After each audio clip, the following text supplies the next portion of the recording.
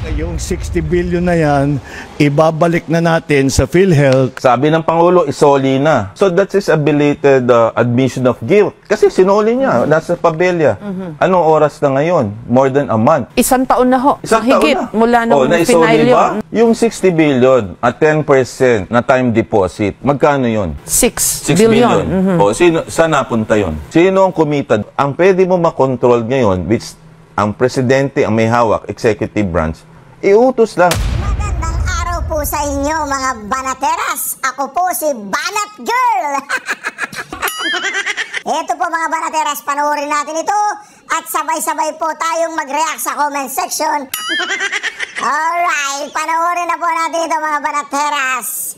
Mag-comment po kayo sa comment section at huwag po ninyong kalimutan mag-subscribe, i-like at i-share ang ating video. I am not Filipino for nothing. Mahalin po natin ang Pilipinas. Ito na po. Huli na lang sapsap at butete at dilis, kaugnay nga ho dito sa mga maanumalyang flood control project. Bago ang lahat mga kababayan, isang like at isang subscribe. Masaya na ho tayo dyan at sa mga gusto sumali sa ating community, yung join button nandyan lang ho sa baba. Hayon na nga, rumekta ho kagad tayo dito kay John Vic Remulla at dito kay Vince Dizon. Anak ng Tokwa, ang naging basihan sa pagkakaso dito kay Martin Romualdez at dito kay Zaldico. Alam nyo ho ba kung ano yung naging testimonya nitong si Master Sergeant Orly Gutesa? Saludo! Paano ba yan? Paano niya pababawiin ang kanyang testimonya para doon sa mga Marines na tinakot kung ano man ginawa dito kay Master Sergeant Orly Gutesa? Itigil nyo na ho yan. Pakawalan nyo na ang mama. Nakakaawa na ho. Makonsensya naman kayo. Nagsasabi lang naman siya ng totoo. Ngayon siya ang pinag-iinitan nyo, mga walang hiya kayo. Talaga ho at ang totoo ang sinasabi ng ating mga kababayan sa social media. Na pati ho ata yung ating mga men in uniform, yung mga nasa matataas na rango, nabili na rin ho ata ng perang galing sa flood control.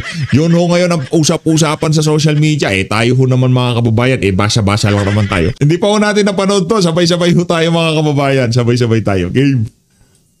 Ito na, game na ho tayo. Mamaya na itong si Attorney Harold Respicio. Siyempre mas naman ho itong si Zaldico kay Attorney Harold Respicio. Ika nga mas pandiinan ho ito. Game. Rekta ho tayo dito kay Zaldico. Game.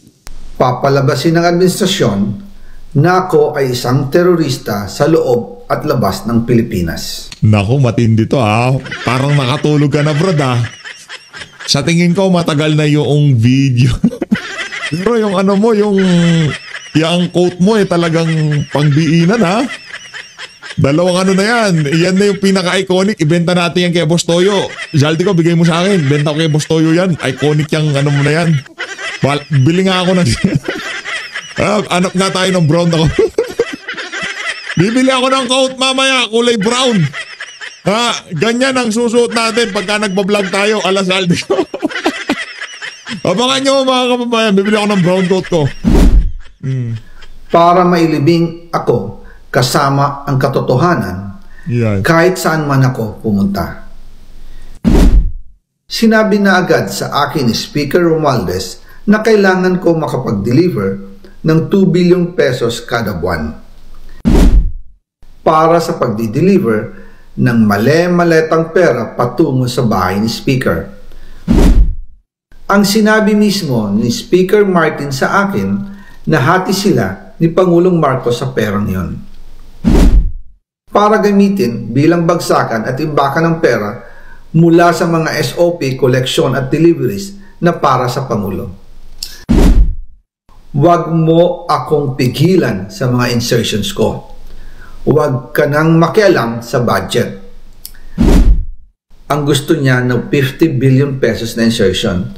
Ngunit ang sagot ng Pangulo, humingi ka ng bago or dagdag na insertions. Naku, matindi ho ito. Part 1 pa lang to Magandang araw po sa inyong lahat. Ang part 1 ho natin bago ko ipagpatuloy ang aking paliwanag, nais ko munang magpasalamat sa inyo. Maraming salamat sa inyong bukas na isipan, sa inyong pasensya, at sa pagtanggap ninyo sa mga impormasyong aking ibinabahagi. Alam kong hindi madali ang mga paksang ito. Mabibigat at mahirap tanggapin. Hindi po ako makauwi dahil malaki ang banta sa buhay ko. Ngayon naman ay meron kaming natanggap na balita. Papalabasin ng administrasyon na ako ay isang terorista sa loob at labas ng Pilipinas. Para mailibing ako kasama ang katotohanan kahit saan man ako pumunta. Pero mahalagang malaman ng taong bayan ang katotohanan. Muli, taos-puso akong nagpapasalamat sa inyong pakikinig. Una po sa lahat, sinasabi ng ICI at ni Henry Alcantara na 21 billion pesos daw ang napunta sa akin. Hindi po totoo yun. Wala akong natanggap na ganyang halaga. Ang totoo, mula 2022 hanggang 2025, ang kabuuang pera na dumaan sa akin para ibigay kay Pangulong Bongbong Marcos at kay dating Speaker Martin Romualdez ay umabot sa 56 billion pesos at hiwalay pa dyan ang 100 billion pesos insertion ng Pangulo sa 2025 budget. Nako. Pati na rin ang 97 billion pesos flood control insertion na inilagay sa NEP ng 2026 national budget. Balikan natin kung paano ito nagsimula. Noong 2022, kakaupo ko pa lang bilang chairman ng House Committee on Appropriations, sinabi na agad sa akin ni Speaker Romualdez na kailangan ko makapag-deliver ng 2 billion pesos kada buwan. Makalipas ang ilang araw, tumawag sa akin si Yusek Bernardo. Sabi niya, kailangan ng tulong ng Bulacan sa problema nila sa baha. Pinapunta niya sa opisina ko sa Kongreso si DPWH District Engineer Henry Alcantara. Sa naging meeting namin ni Alcantara, siya mismo ang nag-offer kung paano ang hatian sa mga proyekto ng DPWH. 22% para kay Speaker Romualdez, 2% para kay Yusek Bernardo at 1% para sa kanya. Doon po nagsimula ang tinatawag nilang deliveries. Ang sistema po ay ganito. Ang mga tao ni Henry Alcantara ay nakikipag-ugnayan sa mga tao ko na sina Paul Estrada at Mark Tiksay. Yan. Sila ang tumatanggap na pera mula sa mga tao ni Alcantara. Minsan sa bahay ko sa Valle Verde, minsan naman sa BGC parking. Pagkatapos nilang makuha ang pera, sila Mark at Paul naman ang nag-aayos o nakikipag-coordinate sa tauhan ni Speaker Martin Romualdez na si Jocelyn Sereño para sa pagdi-deliver ng male-maletang pera patungo sa bahay ni Speaker. Una, sa North Forbes Park sa McKinley Drive at nang lumipat siya sa number 14 Nara Street, South Forbes Park. Gusto ko pong linawin, hindi ako nakikialam sa mismong proseso ng paghatid. Dumaan lang po sa akin ang pera na agad dinideliver kay Speaker Romualdez. Ako lang po ang nagko-confirm sa text kay Speaker kapag nadala na ang pera sa bahay niya. At lahat ng ito, mula sa unang utos noong 2022 hanggang sa huling delivery noong 2025. Umabot sa mahigit 55 billion pesos plus ang naihatid sa bahay ni dating Speaker Martin Romualdez. Nako! Madalas hindi nabubuo ang hinihinging 2 billion pesos bawat buwan ni Speaker, kaya iyan ang final total. Ang sinabi mismo ni Speaker Martin sa akin na hati sila ni Pangulong Marcos sa perang yon. Ang listahan ng mga deliveries na ito, kung kailan, magkano at saan dinala, ilalabas ko po kasabay ng video din na ito. Noong November 2024, habang nasa proseso kami ng pagtatalakay ng budget, nakipag-meeting sa amin ni Speaker Martin si Yusek Jojo Cadiz. Sabi niya, masama raw ang loob ni Pangulong Marcos, wala raw siyang natatanggap na remittance. At dahil laging napapagalitan si Speaker Martin ng Pangulo mula September hanggang November, inutusan niya ako na mag-deliver ng 1 billion pesos para kay BBM. Nako? Ayon pa kay Yusek Jojo, nang ipaalam niya ito sa Pangulo, Ang utos sa kanya ng Pangulo ay mag-ingat at siguraduhin si Yusek Jojo lang ang maghahatid. Ang instruction po sa akin ni dating Speaker Martin Romualdez ay dalhin sa number 30 Tamarind Street, South Forbes Park at ibigay kay Yusek Jojo Cadiz dahil ito raw ang drop-off point na malapit sa bahay ng Pangulo. Sinabi rin po sa akin ni Speaker Martin Romualdez na si PBBM ang nag-utos sa kanya na bilhin ang bahay sa number 30 Tamarind Street para gamitin bilang bagsakan at imbakan ng pera mula sa mga SOP, koleksyon at deliveries na para sa Pangulo. Noong December 2, 2024, personal kong idiniliver ang 200 million kay Yusek Jojo Cadiz sa number 30 Tamarind Street, South Forbes Park. Ayon sa kanya, dadalhin daw niya ito sa bahay ng Pangulo sa number 41 Nara Street, South Forbes Park. Kasunod nito, noong December 5, 2024, muli akong nag-deliver ng 800 million sa parehong address at Yusek Jojo Cadiz pa rin ang tumanggap. Sabi niya, iyon naman ay dadalhin sa bagong bahay ng Pangulo sa South Forbes Park. Sa kabuuan, 1 billion pesos ang personal kong naihatid. Ako mismo ang nagbigay ng pera, kasama ang aking driver at mga tauhan. At lahat ito ay base sa direktang utos ni Speaker Martin Romualdez. At dyan po nabuo ang kabuuang halagang 56 billion na ipinadala mula 2022 hanggang 2025. Pero kahit na i-deliver na ang 1 billion pesos para kay Pangulong Marcos at kahit na naisama na rin sa 2025 budget ang 100 billion pesos insertion sa pamamagitan ng BICAM Committee, ayon mismo sa utos ng Pangulo, nagagalit pa rin daw si BBM. Nako, nagagalit pa rin daw si BBM. Abangan ang part 2. Nako, napakatindi ho niya mga kababayan. Ha? O remekta na ho tayo ngayon dito kay John Vic Remulla. Rekta ho tayo dito sa press briefing ng DILG, PNP, ito DILG, PNP, DPWH, DOJ at itong naka-blue. Itong naka-blue sa dulo, hindi ko alam kung saang to eh. Basta tong tatlo na to, DOJ to, ito DPWH, ito sa PNP, ito DILG. Ito hindi natin alam kung saan to. Baka sa halimpusa yan. Pakinggan natin. Game. Before we open the floor for questions, Secretary Remulla will deliver his statement, followed by the statements of the other department heads, if any.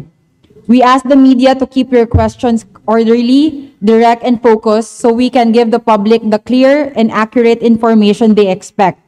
Kindly raise your hands later and an usher would go to you and hand you a microphone. To begin, we call on the Secretary of the Interior and Local Government, Secretary Juanito Victor Remulla. Good morning.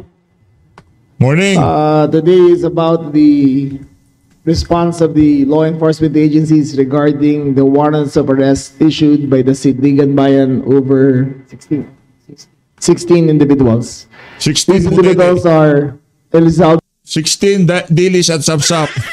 Zaldico, incumbent member of the House of Representatives, or resigned, but former chair of the House of Committee on Appropriations. Gerald A. Pakanan, Regional Director, DPWH, Mimaropa, Region 4B. Jean Ryan A. Altea, Assistant Director, Regional Assistant Director. Ruben Santos Jr., Assistant Regional Director. Dominic G. Serrano, Chief Construction Division, Bids and Awards Committee, Chairperson. Felizardo S. Casuno, Project Engineer 3. Ang kilala lang ho natin dyan si Saldico. Bakit si Saldico ang talagang binakbak dito sa dito sa flood control? Kasi wala siya sa Pilipinas. Aba, kung lumabas na ang warrant ni Saldico, dapat lumabas na rin yung kay Martin Romualdez. Dahil amo niya si Martin Romualdez, hindi gagalaw yung si Saldico kung walang basbas ni Martin Romualdez. Secretary John Vic, sa bagay, brand nga pala ng kuya mo yung si Martin Romualdez, kaya talagang medyo malabo yung wish na yan ng ating mga kababayan. Timohen Sakar, Materials Engineer. Montrexis T. Tamayo, OIC, Chief Planning and Design Division. Juliet C. Calvo, Chief Maintenance Division. Dennis P. Abagon, OIC, Chief Quality Assurance and Hydrology Division, Regular Member, Bids and Awards Committee. Number 11, Lerma D. Tsaka meron pa ho tayong problema dito ha. Bakit wala sa warrant itong si John Paul Estrada at itong si Mark Tiksay? Ba't wala yan? Si Paul Estrada at saka itong si Mark Tiksay nasa na? Kung ika nga lalabasan ng warrant itong si Zaldico, dapat kasama yung mga tauhan niya, di ba? Oh. Yung nga isa sa mga tauhan niya, naging tauhan niya nagsalita na eh. Tapos yung mga ibang tauhan niya hindi kasama. Sino yung mga sinasabi mong pangalan na yan? Hindi namin kilala yan. Di ba? Hindi namin kilala yung mga yan. Kahit sino pang banggitin mo dyan, ang kilala namin yung mga congressman at yung mga sekretarya. Yun ang labasan nyo ng warrant. Kaiko, accounted for. Number 12, Grace D. Lopez, regular member.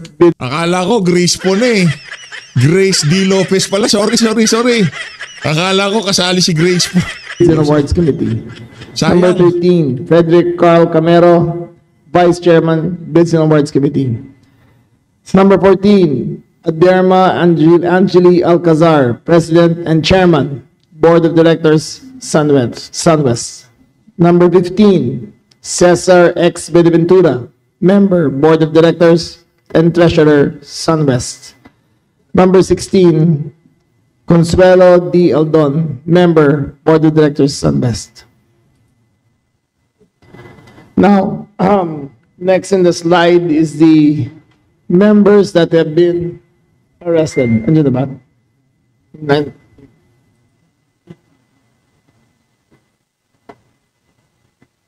Here we have the names of arrested.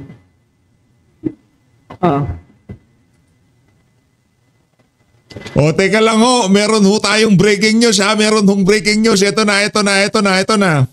Kakalabas lang ho nito sa FB page nitong si Zaldico.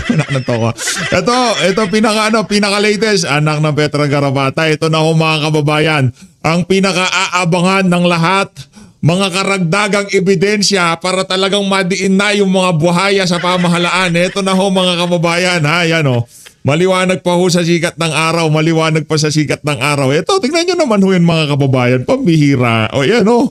Ayan o ha. Mula 2022, September. Anak ng Petra Garapata. Pagpasok ko nila sa administrasyon, wala na ho silang inatupag kundi magnakaw. Ayan o. Maliwanag pa sa sikat ng araw. Ayan o. Papakita ko. Ayan o. September ho yan. September 2022. September 1 pa lang. 450 million. Palakpakan. Sunod-sunod na ho yan, September, October ha. Noong November 11, 2021. Grabe naman yan, 1 billion. O ayan ho yung mga delivery ni Zaldico. Ang grand total ho, ito na, grand total ng diniliver nitong si Zaldico dito kay Martin Romualdez at kay Marcos Jr. Di umano ha. Ito yung grand total Excel file ho siguro to mahilig ho siya sa ganyan, mahilig ho sa pagbibitaw ng ganyan. Ayan Zaldico maliwanag pa ho sa sikat ng araw. Ang grand total ho umabot sa mahigit kumulang 57,874,054 pesos.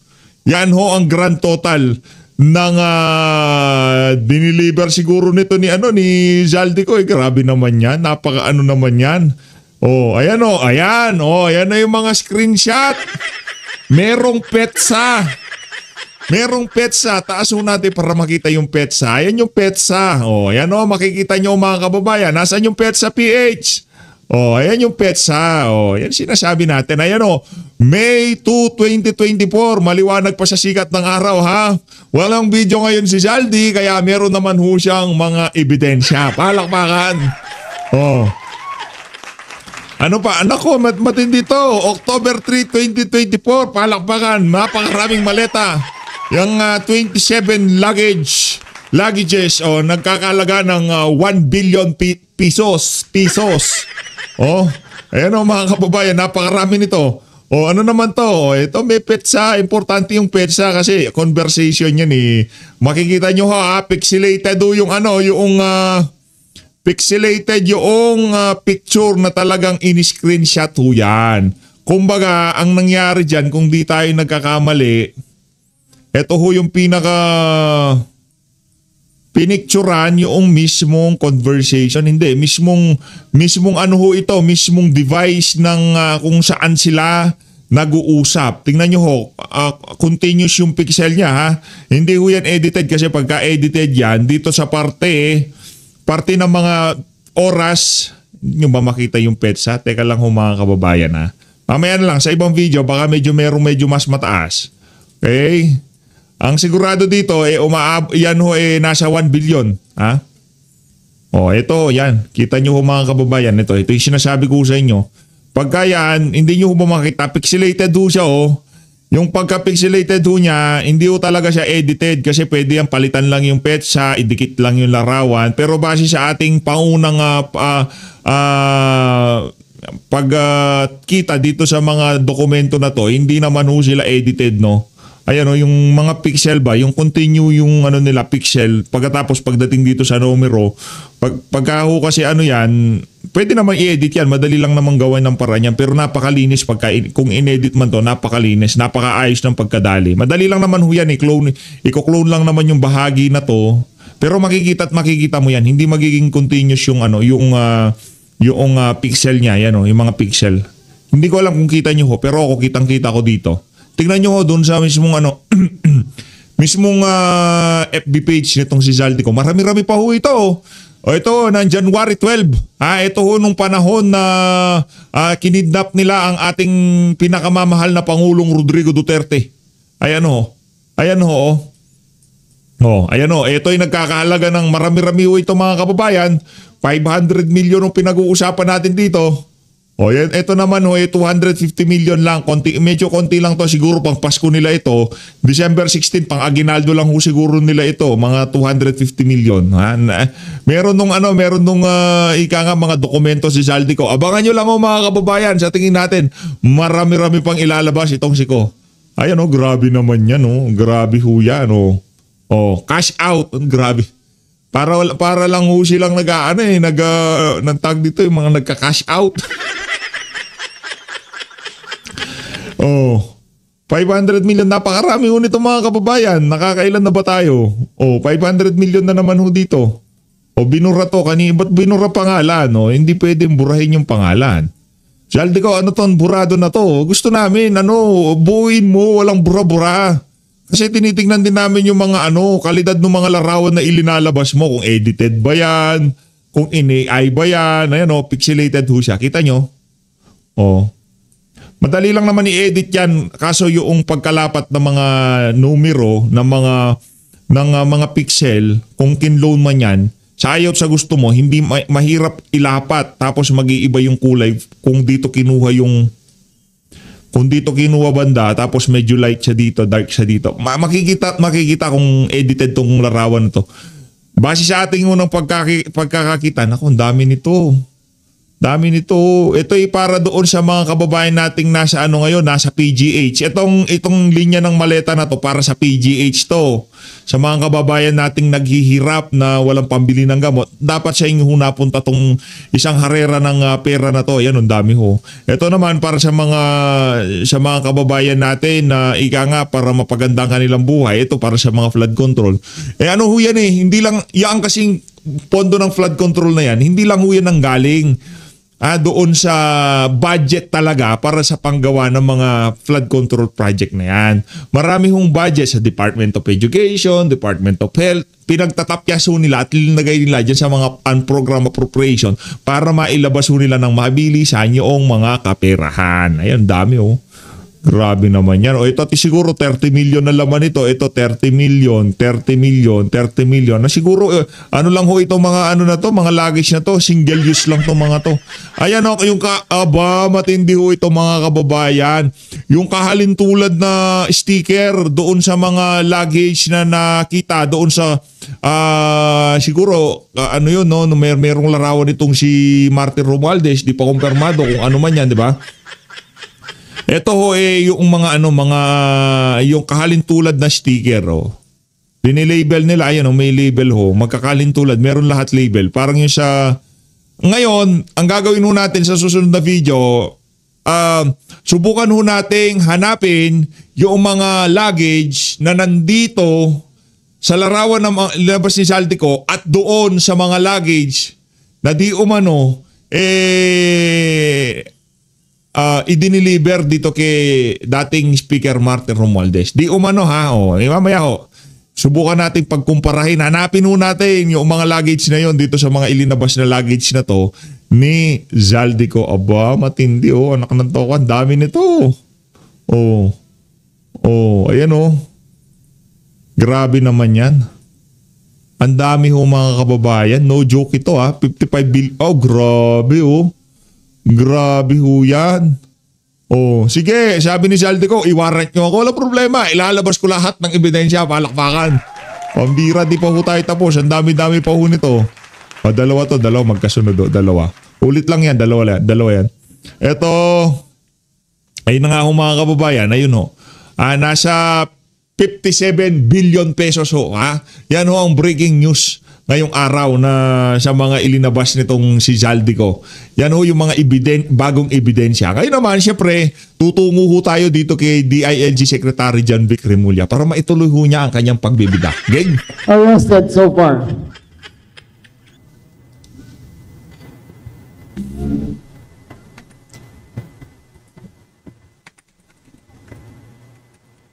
We have Gerald A.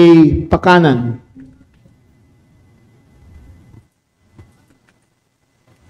We have Jean Ryan Altea E. Alarin. We have Ruben Santos or De Los Santos. We have Dominic Serrano. We have Felizardo Casuno.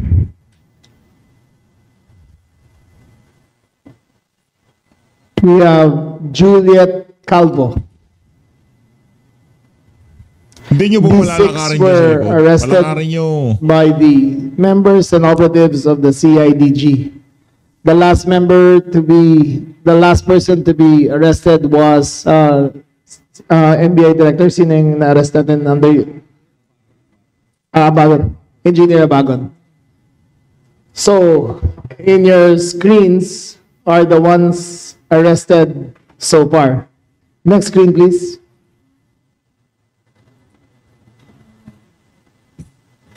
These are the persons at large. At large. Zaldico at large. Anak na to, huwag nyo kaming balitaan doon sa nalalaman namin. Pinagmumukha nyo naman tangang taong bayan sa mga ginagawa nyo na yan. Kayo dyan sa DILG, mga walang ya talaga kayo, oo. Believed to be abroad. Number one, Zaldico. We do not know his exact whereabouts. Number two, Aderma Angeli D. Alcazar. She is believed to be in New Zealand. Number three, Naku, nasa New Zealand si ate. Cesar Expediventura, believed to be in New York. New York Before? na to. Sa tingin niyo ba uuwi pa yung mga yan? Hindi na uuwi ang mga yan. Meron na akong pasaporte ang mga yan dyan sa mga bansa na yan. Anong red notice. Wala, yan di na mauuwi ang mga yan. Kalukuhan yan. Montrexis Tamayo, believed to be in Jordan. Ladies and gentlemen, save for Zaldico. The other members who are believed to be abroad have made contact with our law enforcement agencies and expected to show up at the embassy and begin immediate repatriation towards the Philippines.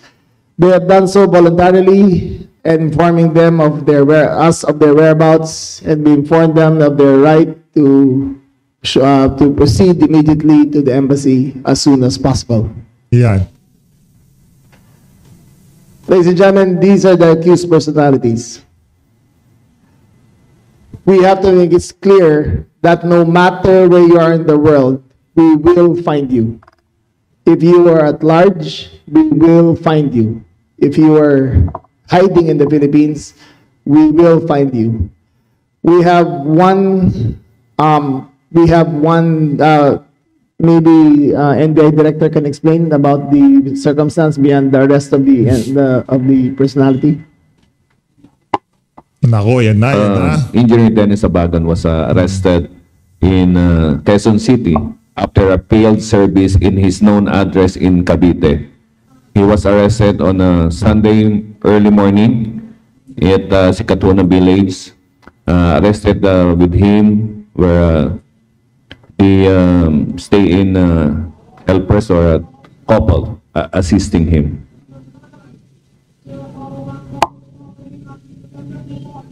Yung owner ng property. We are into investigating. Reports were made that the house where he was arrested is allegedly owned by one vice mayor of Bansud, Oriental Mindoro. We are still verifying the authenticity of this information. Ladies and gentlemen, basta po kayo ay akusahan ng ombudsman at binigay na ang information sa Sandigan Bayan at labas ng warrant of arrest, kayo po ay kailangan masaklaw na sa ilalim ng jurisdiksyon ng batas. Binabalaan po namin na lahat ng gustong tumulong, lahat ng gustong tumulong itago ang mga ito ay may kaparusahan na katumbas hanggang sa kanilang ginagawa. Our best advice to all who have warrants of outstanding warrants of arrest against them, surrender as soon as possible. Surrender to the nearest authorities. Surrender to the nearest police station. Yan, sumuko na kayo. They go on a man. Sumuko na kayo dahil kayo ang ibabandera. Kayo ang gagawing poster boy ng administrasyon na to sa laban nila sa korupsyon. Kayo ang gagawin nilang poster boy. Yung gusto nilang gawin kay Zaldigo, sa inyo nila gagawin yan. Di ba? Tuloy.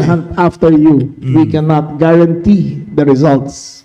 For the sake of your families, for the sake of the country, surrender immediately. Thank you very much. Are there any questions?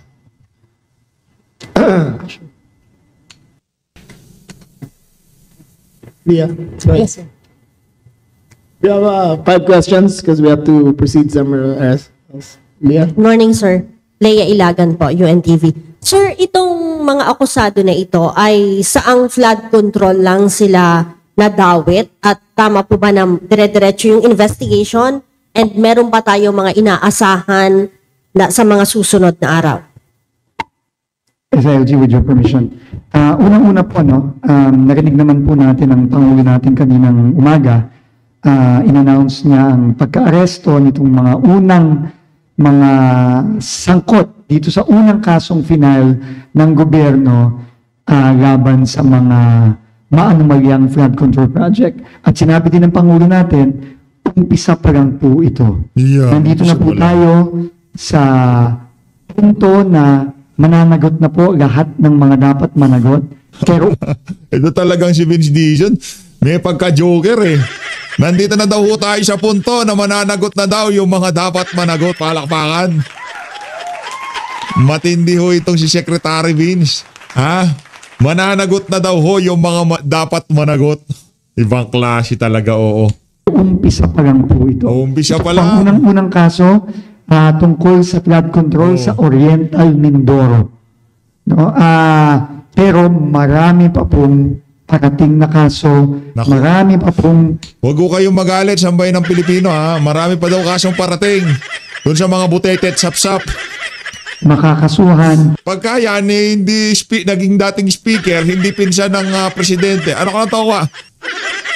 Makukulong na lahat ng makukulong pero yung mama na yan, napaka-imposibleng makulong. Paano natin Teka lang. Ang binibida mo na naman dito, Vince, si Marcos Jr. Yung addict na presidente do umano, sabi ng kanyang kapatid na si Amy Marcos. Marami pa po ang maaresto. Yan po ang pangako ng Pangulo natin. Kaya siya hindi niya aarestuhin sarili niya.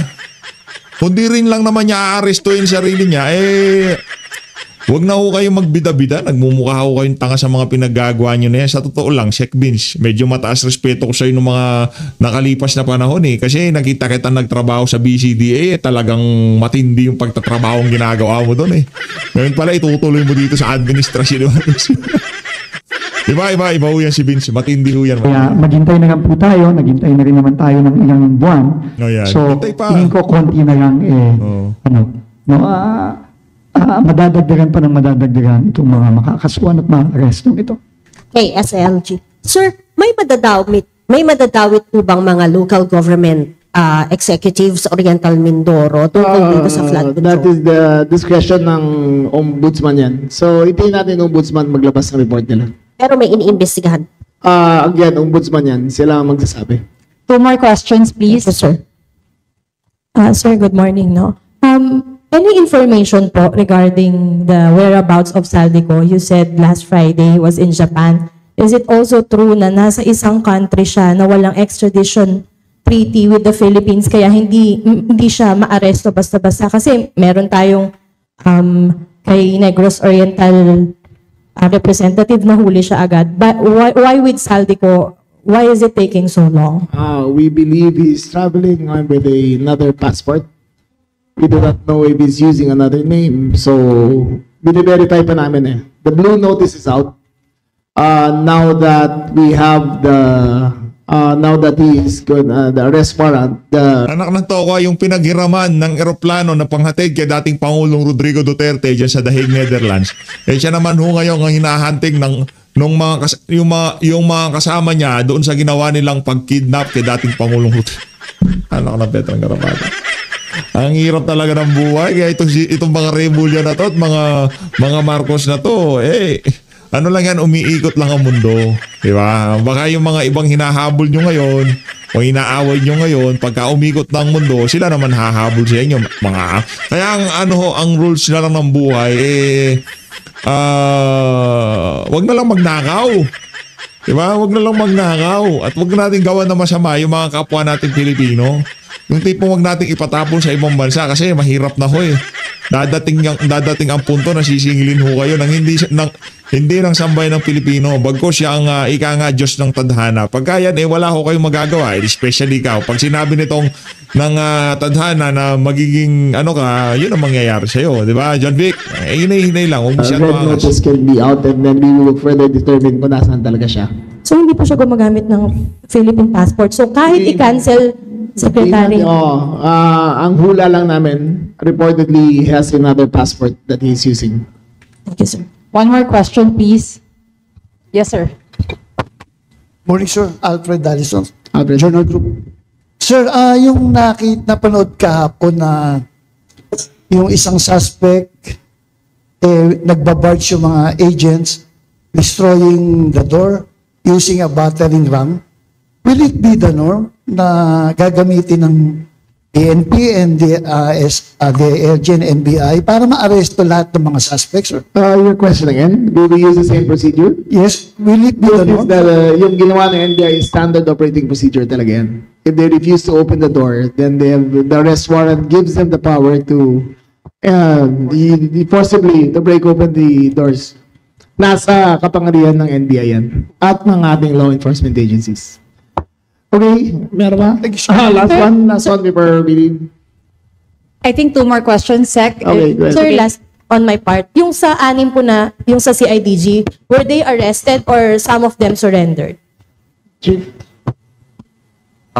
The first one, in the name of Gerald Pakanan, surrendered, and after that surrender, one after the other, we arrested, or the PNP arrested through the CIDG 6 personalities. 1 more, please. Banggit ng NBI na alleged vice mayor yung may-ari ng bahay na inaresto si Director Pacanan. No. Hindi siya alleged. We have determined that he is the owner of the property. Ang determine lang namin kung ano ang nature ng kanyang stay sa lugar na yan. So until we determine kung he was renting or he was being hidden, wala pa kaming definite statement kung anong status ng kanyang investigation. Meron pong kaso, correct? Again, we cannot say until we determine the exact state of the arrangement kung bakit siya doon. Ano pong ginagawa ng office nyo para po matiyak na walang political intervention? Ay, wala talaga. Wala talaga. Nahuli na. So what you see is what you get. There is no political intervention here. Ang tawag doon, bobong tanong galing sa mga aanga-angang reporter. Okay, thank you very much. Okay, thank you very much. Ayun na nga mga kababayan, dito na una tatapusin ang ating reaction video. Good luck dito kay Martin Romualdez. Mabibigat yung mga linabas nitong si Zaldico. Panibagong mga revelasyon at abangan ang part 2. Dito sa episode na to, medyo mahaba-haba ho, nasa 10 minutes. Kaya palakpakan natin to si Zaldico. Ika nga, nagkakapatong-patong na ho yung mga ebidensya at sa mga susunod na araw, pagka hindi pa linabasan ng warrant itong mga nababanggit na to ni Zaldico, yan ho yung mga big fish, yan ho yung mga balyena, yan ho yung mga pating, yan ho yung mga crocodile, Yusek Cadiz, Martin Romualdez, Marcos Jr., sila ho talaga dapat ang managot sa lahat ng kabalintunan na to. Pero ang pinaghuli nila, pinagbubuli-buli nila, kumita din naman yung mga yan, yung mga pinaghuli nila. Pero huli na natin yan. Unahin na muna natin yung ulo. Pagka hindi natin inuna ang ulo, wala.